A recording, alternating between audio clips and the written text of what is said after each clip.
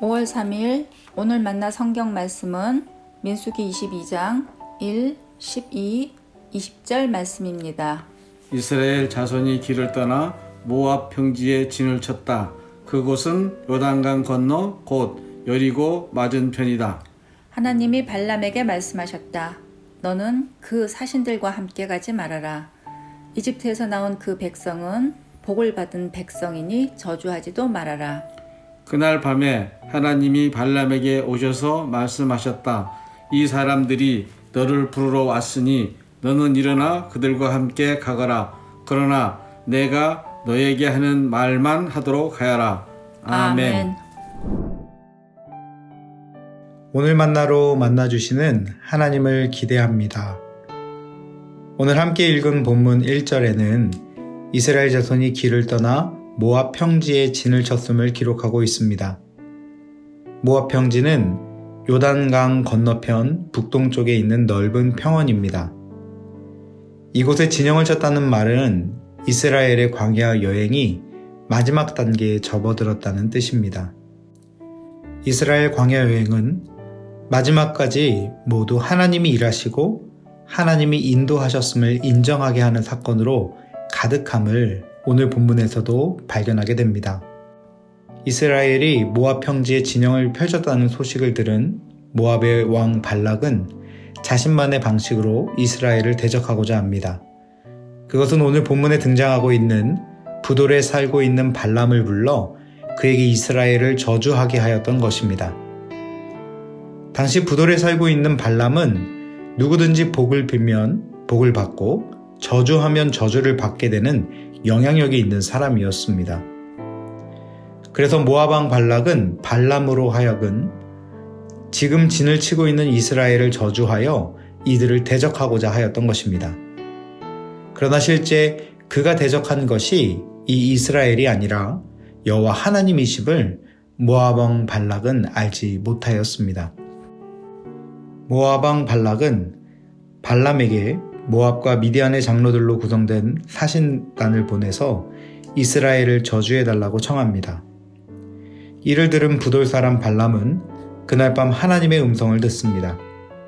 그리고 하나님은 첫 번째 발락의 그 제안에 대해서 12절에 말씀하십니다. 하나님이 발람에게 말씀하셨다. 너는 그 사신들과 함께 가지 말아라. 이집트에서 나온 그 백성은 복을 받은 백성이니 저주하지도 말아라. 그들과 함께 가지도 말고 저주하지도 말라고 말씀하십니다. 아침에 일어난 발람은 하나님께서 원하지 않으심을 말하고 그들을 돌려보내게 됩니다. 그러자 모압 왕 발락은 이전보다 더 직위가 높은 사신단을 이전보다 더 많이 보내어 아무것도 거리끼지 말고 편하게 오셔서 그저 우리에게 복을 빌어 주시도록 저 이스라엘 백성에게는 저주를 빌어 주시기만 하시라고 그러하면 후한 사례를 드리겠다는 제안을 하게 합니다. 그러한 두 번째 발락의 제안에 대해서 하나님은 발람에게 20절에 말씀하십니다. 그날 밤에 하나님이 발람에게 오셔서 말씀하셨다. 이 사람들이 너를 부르러 왔으니 너는 일어나 그들과 함께 가거라. 그러나 내가 너에게 하는 말만 하도록 하여라. 이제는 반대로 하나님은 가라고 허락하십니다. 그리고 하나님께서 주실 말씀만 말하라고 명하십니다. 오늘 본문 이후의 말씀을 살펴보면 하나님의 말씀에 순종하여 발락에게로 간 발람은 이스라엘을 저주하기보다 오히려 축복하는 모습이 기록됩니다. 묵상하면서 부돌 사람 발람의 이 태도가 오늘 나에게도 필요함을 깨닫게 되었습니다. 발람은 하나님이 말씀하신 그대로 순종하고 있었기 때문입니다. 부돌 사람 발람은 보이는 권력이나 돈이 아니라 하나님에 의해서 움직인 사람입니다. 하나님의 말씀에 따라 가고 섰던 사람입니다. 또한 그 말씀을 따라 말하고 침묵하였던 사람입니다. 오늘 하루 이 발람의 태도가 우리 안에도 회복되기를 축복합니다. 돈과 권력보다 하나님의 말씀에 따라서 가고 서는 삶을 살아가길 바랍니다. 오직 하나님의 말씀에 따라 말하고 침묵하는 순종의 삶이 일어나는 저와 여러분 되기를 축복합니다. 또한 본문에서 묵상할 수 있는 또 하나의 포인트는 부돌사람 발람을 통해서 이스라엘을 저주하고자 하였던 모압 왕 발락의 이 전략은 보이지 않는 영적인 공격, 싸움과 같다는 것을 발견하게 되었습니다. 또한 이러한 영적인 싸움이 있을 때 당시 이스라엘 백성은 그 어떠한 상황도 깨닫지 못하고 있었고 오직 여호와 하나님께서 이들을 위하여 홀로 싸우셨다는 것을 주의 깊게 묵상해 보게 되었습니다. 그렇습니다. 사람은 눈에 보이는 것만으로 판단하고 헤아리기 쉽습니다. 보고 듣고 느끼는 영역 밖에서 어떠한 일이 벌어지는지 알 수가 없습니다. 하지만 하나님은 우리가 알 수 없는 곳에서도 신실하게 일하고 계시다는 것을 오늘 말씀 안에서 발견하게 되는 것입니다. 그렇습니다. 사랑하는 높은 뜻 성도 여러분, 하나님은 우리의 오감과 경험의 영역 밖에서도 지금도 여전히 성실하게 일하고 계시는 사랑의 하나님이십니다. 다가오는 위험과 시험을 막으시고 시련조차 합력하여 선으로 이끄시는 하나님이시라는 것을 믿으시기 바랍니다. 오늘 나의 삶의 환경 너머에서 일하고 계시는 하나님의 신실하심과 그분의 사랑을 신뢰합시다. 그리고 그분을 인정함으로 의지하고 기대하며 기다리는 복된 하루 되기를 축복합니다. 말씀을 마무리하겠습니다. 오늘 우리는 두 가지를 기억합시다.